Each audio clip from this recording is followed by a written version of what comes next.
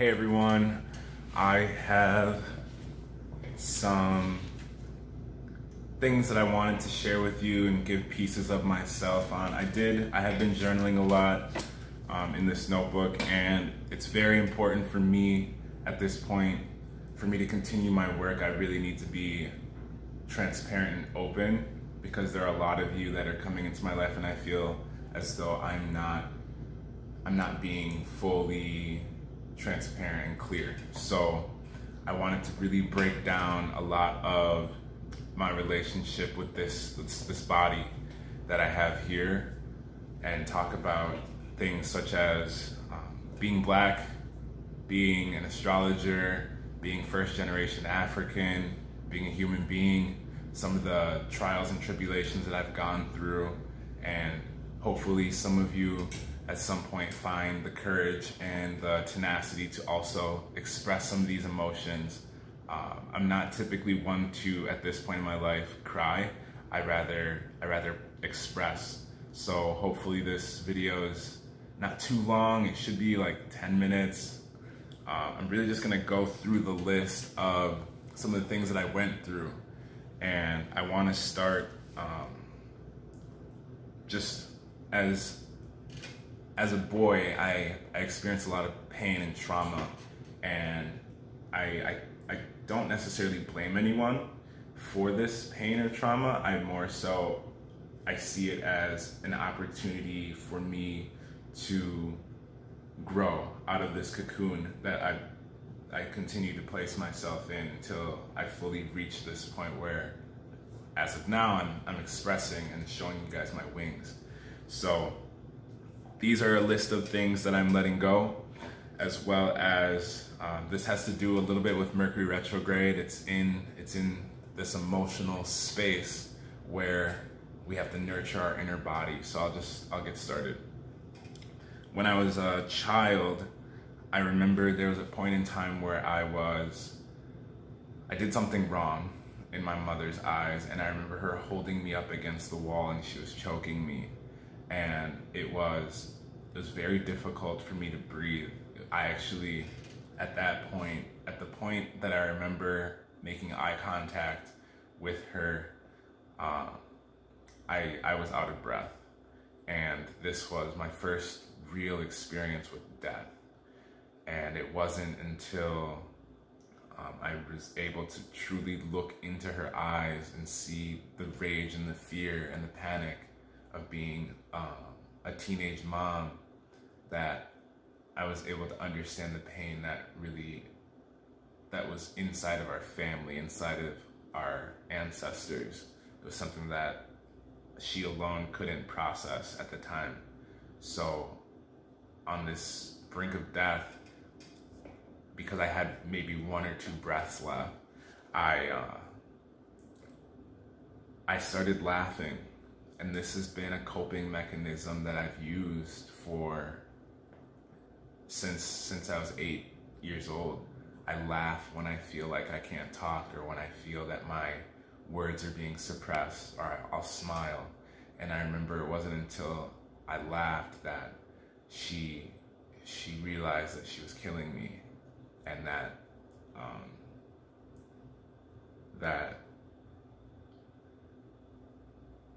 I could die. And because I started laughing, it was the opposite of screaming. It was the only thing I found as a resource to get her attention. And this led into a lot of different relationships, and I want to express these things because I've done a lot of self-analyzation, so I want to offer this to you as reference. I was also, as a young boy, a couple years later, I was molested by a man who used to sleep in the same bed as me. This is a very touchy subject for me because I didn't even know it was happening until about this year. Really, I acknowledged it fully and broke it down with myself. So now you can see there's, at a young age, a lot of mistrust being formed and developed between not only my mother, who was a single mom. My father does live in Africa still. She was evacuated. But now there's this other individual who came into my life and was touching me and doing things to me that I never gave permission on or for, or any type of consent. This later led into a period of time where I lost my brother. Actually, I have the brother who was supposed to be closest to me. There's an organization called ICE, which is it's an immigration sub-unit. And when I went to Africa to visit my father for the first time, we came back, and apparently my mother and I, we were not supposed to leave according to the US government. You can't go back to the country where you were evacuated because it's still deemed dangerous, even though we came back successfully. So she was held in jail for about 3 months during her pregnancy, and they refused to feed her prenatal food. And when my brother was born, his heart and lungs were underdeveloped. And my family relationship also has been, it's experienced deep amounts of suffering because of this interaction with the US government and their tactics to keep people here and keep knowledge suppressed. So being abused mentally became a pattern in my life. I was exposed to something called gaslighting at a very young age, but I saw it go further into my adolescence. Gaslighting is when you feel an emotion, you express the emotion, and that emotion is either denied, rejected, or manipulated into another thing. So I was manipulated by a gaslighter. I was in a relationship with a person that I met online when I was dating online at the age of like 14, and I was so head over heels for this person that I didn't really pick up on red flags because my idea of love was so distorted already. So I ended up dating this girl. We had the same birthday, so we're like, oh, we're both Pisces. This is such a rare occurrence. We have the exact same birthday, just literally 365 days apart. And this ended up becoming a very toxic relationship because my distortion on love and intimacy had been, in those previous two statements, been distorted. So I was more susceptible to being manipulated and gaslit by this individual, to the point where I would actually, at the age of like 14, 15, I was staying in this person's basement because they had let me know that that's where they wanted me in terms of me being close to them so that they could love me fully. And this really affected me, especially after high school, because this was one of my earliest prolonged relationships, and it ended up leading into that individual raping me. And at the time, it was just, I didn't really see it as a bad thing. I saw it as, oh, I just didn't want to have sex with them, and they don't know how to love me any better. And from that night, she became pregnant, and I now have a 9-year-old daughter, which I'll get into that. There's a few other things that I want to talk about. This is very hard. But this pattern of relationship toxicity, I had to write this down so I don't get too emotional and lose track. This pattern that I'm noticing and finding another, I found a series of other toxic relationships. And even when I did find healthy relationships, because it didn't offer the same amount of intensity that I was used to, I basically sabotaged them, and my confidence was so low that when I did want to engage in the idea of love, that this frame was constantly being set that this person could betray me or disown my feelings, or they could take advantage or fetishize me, which has been a constant problem for just for the Black body in general, our body and our style and our everything is constantly fetishized. And I'm really starting to pick up on some of these things that people do. So I got into this next toxic relationship. This was in college, and my intuition constantly told me that this person was seeking something outside of themselves and outside of me. But because I had, at a young age, only really known fear and suffocation as well as manipulation, this is something that I saw as normal. So when I was able to actually finally leave the relationship, that relationship lasted about 4 to 5 years. We did get engaged. Some of you who follow me know exactly who this individual is, and they also come from a very hard childhood with toxicity as well as with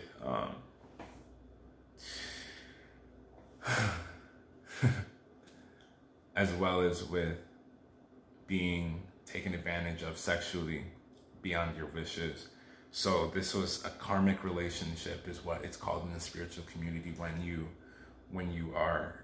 meet someone who they hold the same pain as you, but because neither of you really understands it at the time, it leads into this pattern of pain, and it's called love, but it's really a pattern of pain, and hoping that one of you will be able to take charge and lead through this healing process, but it's really something that must be done by the self, and then you attract other people that are healed into this space for your heart. So it wasn't until I actually left the relationship, this individual who had manipulated me out of hundreds of, like tens of thousands of dollars actually, that I accumulated. My relationship with money has always been very healthy and good until I got into this relationship and I lost track of what I was doing because I wasn't able to process my emotions fully. So what ended up happening is when I finally was able to get away from her and take the time to realize, okay, this relationship is abusive, not necessarily blaming them or anything per se, but I knew that for me to get away, it really had to be done in a way that would not allow there to be any type of reattachment, because it was so hard to get away for the first few years, and I knew this person was countlessly lying to me, manipulating me, gaslighting me by withholding information. The SSRIs, especially in our generation, really prevent a person from opening up, and they were something that I started SSRIs and I stopped taking them because I saw how deep the SSRIs that she was taking were affecting her. We couldn't be intimate in the same way. There was just a lack of emotion from this individual, and I blame it on these systematic drugs, placements, positionings of this current reality. So when I was able to actually leave the relationship, she reported me several weeks later for attacking her, when the true story is I had asked for a piece of my intellectual property back, and we got into a debate about who this journal that we shared belonged to, because our communication had gotten so poor that I offered for us to write to each other, and this was the best way I could communicate to her and she could communicate to me in a manner that wouldn't be so emotionally charged. So she did attack me that night, and I did defend myself to the best of my ability without hurting her or myself. And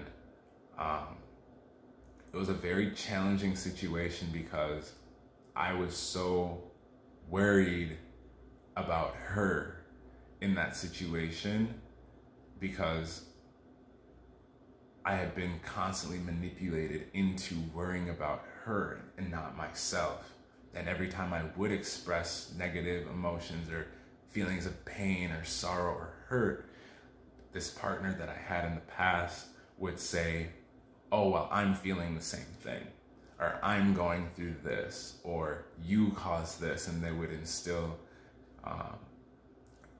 burden of proof is what it's called, the legal term. Burden of proof meaning my pain is worse than yours. How can you say that you're in pain when I'm also in pain? This is not going to be a short video if you haven't noticed already. So when I left the relationship, she called the police and let them know that she had said that I attacked her, and she waited a couple of weeks because her opinion is that I was going to come back and that I was going to apologize and that we were going to be able to start over again. I did apologize. I did not come back. I needed to leave that cycle of manipulation because I had noticed these patterns from my youth. This is where my spiritual path really actually started to escalate into a outward space, because I needed to understand why these emotions and why these patterns kept happening. So I looked at multiple religious books in other areas, and nothing really correlated with what I wanted to create for myself, which was this loving, giving person that can be honest and truthful, as well as express pain and express emotions without them being disregarded. So, as I said before, my first and earliest deep trauma with the feminine is being choked and not being able to, at the time, speak. And the best way I could was through laughter. So a lot of people that I meet, they end up seeing me and they get this opinion that I'm very friendly and nice, which I absolutely am. But the biggest thing is I laugh and I do these things because I'm deeply uncomfortable. And it's been a very hard piece for me to deal with because my emotions are so deep that if I were to express them, people have, even now when I express my emotions, they say you're thinking way too hard or you're going way too deep, when in reality they're not going deep enough. They're not looking as deeply as they could be. And I really want to share this with you because if you're in any type of relationship with someone and you hear these types of words, this is important. This is gaslighting. You're being manipulated, and they don't even know that they're doing it. It's because they were taught by someone else that that is okay. It is important and deeply important that you look at things for what they are objectively so you can let them go. If you don't look at them though and you just constantly are letting go, you fall into these patterns.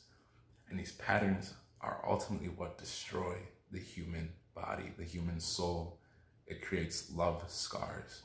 So I went to jail for this situation. Basically, she had told multiple stories in the courtroom, and they brought several text messages that she had shared the night of the actual incident, where I asked for my notebook back, my journal, and they had all of these text messages from two different people saying very different things to each individual person. Now, what happens is when you're a black man and you go to court, and it doesn't even matter if you're, just if you go to court in general and it has anything to do with domestic assault, domestic abuse, anything like this, what happens is they will interview you beforehand so that they can understand your life and your lifestyle and understand why it is that you got to this point. And this is very important because this tracking method that they've been using is to keep people into a cycle. They want to make sure that this process works. This is not conspiracy theory. This is facts. This is cold, hard facts. The government wants to know why people go to court. Anyone who's gone to jail for anything, what happens when they interview you, they want to see what life you lived that got you to the point of doing the thing that they claim is wrong, and so that they can understand how to create this cycle to be more tight, more niche.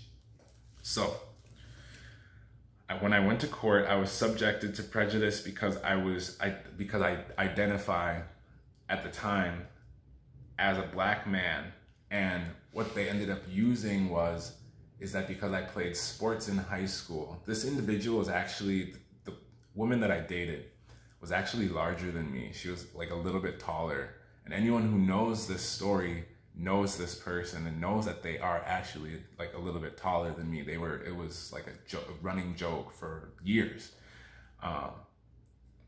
We have always been the same size, basically, not the same frame per se, not to say that, but we always had the same mass. We wore the same shoe size. Proportionately, we had the same body for our whole time together. So what they used against me, and this is something that you'll find, people will use your past against you. So I played sports in high school, and this was their reasoning for me being a violent individual, is because I played sports. I understood strength on a level that was superior to a woman who did not play sports, physical contact sports. And this is something that's important because a lot of sports in America, especially, male contact sports are the priority contact sports. If you look at hockey and lacrosse and soccer, they, for some reason, aren't allowed to have the same levels of contact. Why? I'm not going to go into that right now. So I did go to jail because they prosecuted me. They used a female prosecutor because they understood that I had this deep fear of women trying to empower me and trying to push me down. So they used a female prosecutor who was an ex-cop. I went to jail even though my abuser was clearly lying, and she had multiple stories, brought in several witnesses that were never even there. The one person who was there was her brother, and this person did not show up because that's the only person who was in the room, and he's the only person that actually knew what happened that night. So that same case, a year later, I appealed after getting out of jail. I appealed. They found indiscrepancies inside of the case. First of all, the judge was slandering me. They looked at the judge was going off the record and telling me that I was a liar, and in front of the jury, letting me know that I'm not gonna get out of this. There's nothing I can do. I obviously did it. And she was judging me based off of, she really was just judging me based off of my skin color. Even though I was completely scared, I've been a gentle person for the majority of my life. I've always sought to help people, empower them with information, facts, using my voice as a pillar for others to create a reality that makes sense for their success, whatever that looks like. So this judge, she prejudged me in front of this jury, and basically this is what we call misinformation. So the jury was misinformed, and this was judged on by 3 other judges in the appeal. This is why they overruled it, is because this judge was being unethical. They were judging me before all of the facts were in, and even the facts that were in were not aligning at all. So what happens now is my rapist is also in the courtroom, and she is there because my ex-abuser contacted them. And now I have 2 people that I have 0 doubts in my mind have negative emotions toward me, both of them because I chose to not allow them to abuse me anymore. And this is an issue because men are taught to not be emotional. So anytime I would cry in court, they would show very little empathy for me crying, and they would say, oh, you're faking, these are crocodile tears. And men who don't get in touch with their emotions can never get in touch with their divinity. They can never truly be expressive. That's why you see a lot of musicians and actors and not actors per se, but rappers, but also actors. If you can't tap into your emotions, you cannot go into this space that is true. You cannot go into this space that is you. So the Carver County court system is now using this case that was dismissed, this domestic assault that was placed on me. They're using it now to say that I am not able to have a relationship with my daughter. That was a result of rape. And this case was dismissed and expunged from my record. Yet my true abuser is now saying that because of this shadow of something that wasn't even real or placed in reality and was overturned by 3 other judges, now they are using this to say that I am not fit to be in a relationship with my daughter because of tendencies of being a Black man who is violent. So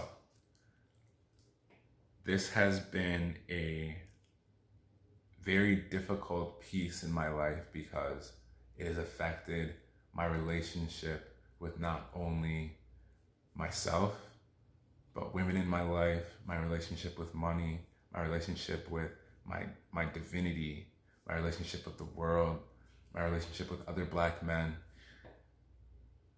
my relationship with friends. Really, I have a deep level of trust for humanity, not for any one man or woman. And that's always been a reoccurring situation because of the levels of hurt. And one of the things about abusive people is they'll hurt you and then they'll say that you hurt them. And I'm not perfect either. I can definitely say I've done things that have hurt other people, but at the same time, I almost always, especially these last 4 or 5 years, I blame myself. I take responsibility from my end because I know to an extent I had something to do with it. It's important that that is acknowledged, especially when you're on a spiritual path of any kind. You can be vegan, you can be Muslim, you can be Christian, you can be Buddhist, you can be nihilist. It doesn't matter until you actually are able to accept what it is that you're positioning yourself towards and what you're able to do for yourself in terms of looking at your scars and acknowledging where that pain came from. Because there's pain that we seek in this world. If you deny that, you're denying pieces of yourself. We look for certain things. There's also certain things that come looking for us because we don't dive into our emotions. So, keep going forward. Since then, I've attracted a series of partners who have attempted to emotionally control me and manipulate me through my healing process. And I hold within myself a deep level of healing, and I know that there's people in this world who are looking for that because they don't want to look at their relationships with their parents. They don't want to look at their first 3 relationships or first 1 or 2 relationships or first few friendships, how they started and how they ended. Because those are the key pieces to understanding how to heal your heart, how to deal with your soul. So, since then, women I have deeply engaged with emotionally, I do not feel like I have ever really found a place to trust them because it scares me. And what scares me is that I will be susceptible to manipulation. I'm so concerned with not being manipulated that if I even feel like someone isn't expressing something genuine, I will simply just detach. These last few years, I found myself detaching from people that I truly do care about if they aren't being open in a way that I feel is comfortable. And when I say I feel is comfortable, you have to look at the reference that I'm making also earlier, which is I was in a 5-year relationship with an individual who was off and on SSRIs, had been in an abusive relationship before me, where he actually was constantly hurting them and had her trapped in his basement and mentally just like manipulating constantly. And communication is so broad these days. There's so many ways you can communicate feelings. I mean, there's obviously through your mouth, through eye contact, body language, written, there's emails, text messages, videos. You can write music, you can write songs, you can write poetry, you can do art. Like, there's so many ways to express. So I find for myself personally at this point, I cannot engage with someone who cannot actively communicate their emotions, because it reminds me of being choked up against a wall and having to laugh in the face of lies. So I just wanted to really express out loud that I miss my daughter so much, and her birthday was last week. It was on the 17th.